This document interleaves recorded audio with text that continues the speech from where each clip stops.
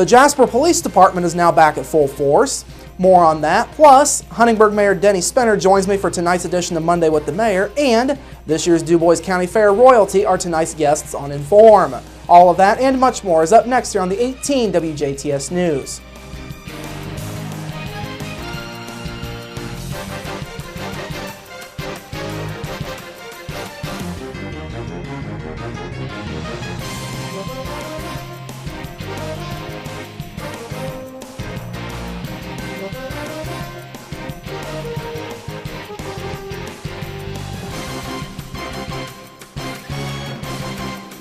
Hello, I'm Bradford Raths. The Jasper Police Department has added another new officer to the force. This morning, 31-year-old Martin Loya Jr. was sworn in as the city's newest officer. He replaces longtime officer Doug Tarvin, who retired earlier this year after serving 31 years with the department. For Loya Jr., this morning's ceremony was a dream come true. It's great. I've been wanting this for a long time now, and it's finally come true. I'm finally here, so it kind of feels surreal and don't feel like it's real yet to the moment I'm going to wake up tomorrow. But no, it's awesome. Loya says he originally wasn't even interested in law enforcement. He says his interest began after riding with Dubois County Sheriff's Deputy Jesus Moneras on a few occasions. Moneras also happens to be Loya Jr.'s cousin. Meanwhile, Jasper Police Chief Mike Bennett says the process of hiring Loya Jr. began last March as the department began looking to hire new officers. Bennett says he is glad to have Loya Jr. on board. As we got to this point, Martin was the next up on the list, and we conducted more interviews, and he came out on top. But right, he was working part-time for Petersburg PD and Washington PD as a reserve officer role. And we're glad that he still didn't take a full-time job with either one of those agencies, because we're happy to have him. Loya Jr.'s appointment brings the department back to a full staff of 21 officers.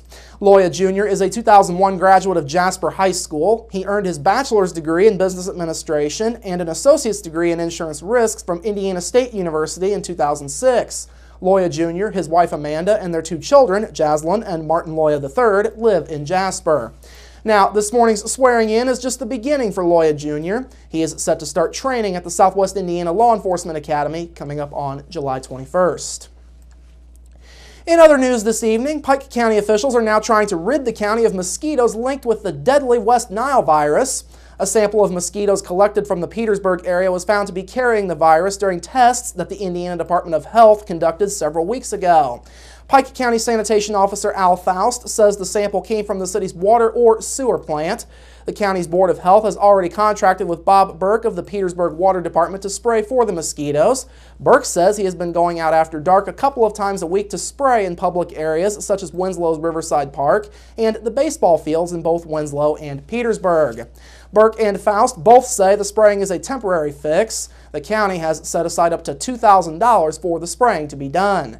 Now, Pike County is the first in Indiana to test positive for the West Nile virus. The virus typically does not show up until mid-August or early September. The virus causes extreme flu-like symptoms and, as has been mentioned, can be fatal. Some of these symptoms are high fever, severe headache, muscle weakness or paralysis, and confusion.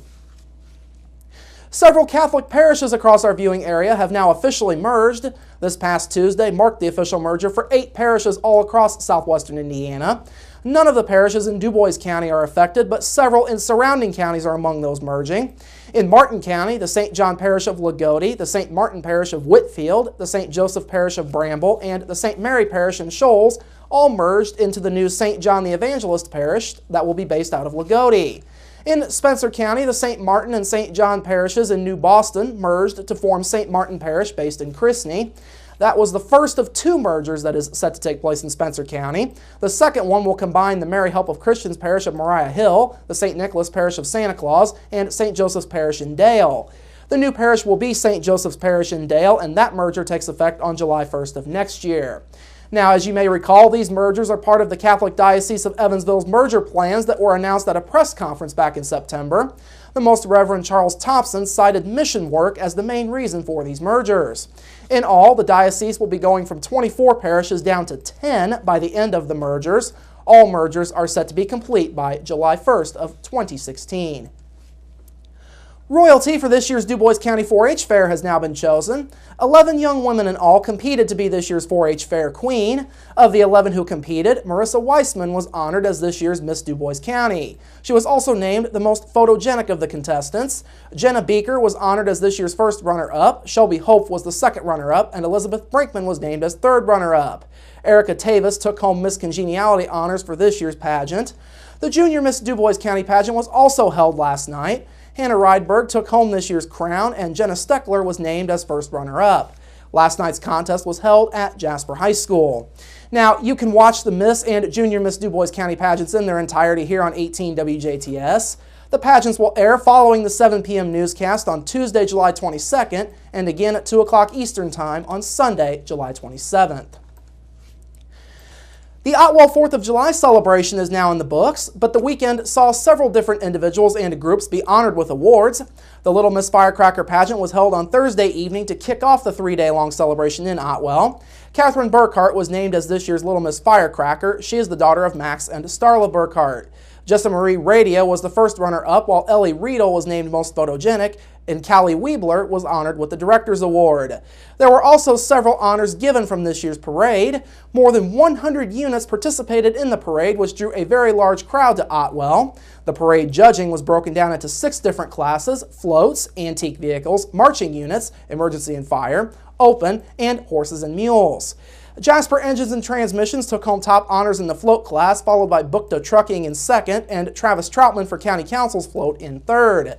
In the antique vehicle class, Jan Hollis took home top honors with a 14T touring ride. The Southern Indiana Leathernecks were named as the best marching unit. The Jasper Fire Department's 1929 General Fire Truck won the emergency and fire class. Huffman Farms won the open class, and Abby Clark took home top honors in the horse and mule class with a horse named Fred. The Otwell 4th of July celebration concluded Saturday night with the Demolition Derby. Both the Little Miss Firecracker pageant and the parade can also be seen here on 18 WJTS. That's coming up later this week. The pageant will air following Thursday night's 7 o'clock newscast, and the parade will air following Friday night's 7 o'clock newscast. The 2 events will re-air as a doubleheader, and that gets underway at 2 o'clock Eastern Time on Sunday afternoon, beginning with the Little Miss Firecracker pageant. Finally this evening, Indiana is set to issue $250 million in bonds for the next phase of Interstate 69 construction. The bonds are being issued for construction of the 5th phase, which goes from Bloomington to Martinsville. The private developer chosen for the 5th part of the project will later repay the bonds, which will be tax exempt.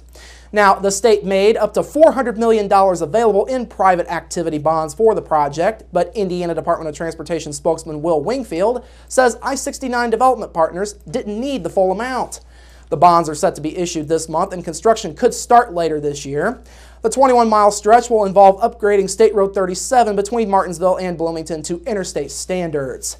The exact timetable for construction will be available after final financing agreements are put into place for the project. Now, work is already underway in the area between Martinsville and Bloomington. Construction crews have begun to clear trees, relocate utilities, and demolish structures in preparation for the construction. The total capital cost for this section of highway is estimated at $370 million. The state will be putting an $80 million down payment on the project to offset construction costs. The developer is then set to maintain the road for 35 years after its completion, with the state paying them annually. Phase 5 of the project is expected to be open to traffic in October of 2016. Work on Phase 4 between Crane and Bloomington is still ongoing. It's set to be open sometime later this year or in early 2015. All right, coming up after the break, Huntingburg Mayor Denny Spinner joins me for Monday with the Mayor, plus your local forecast. Bill Potter brings us tonight's sports report and Inform with this year's Miss and Junior Miss Dubois County. That's all up next here on the 18 WJTS News. Local people watching local people.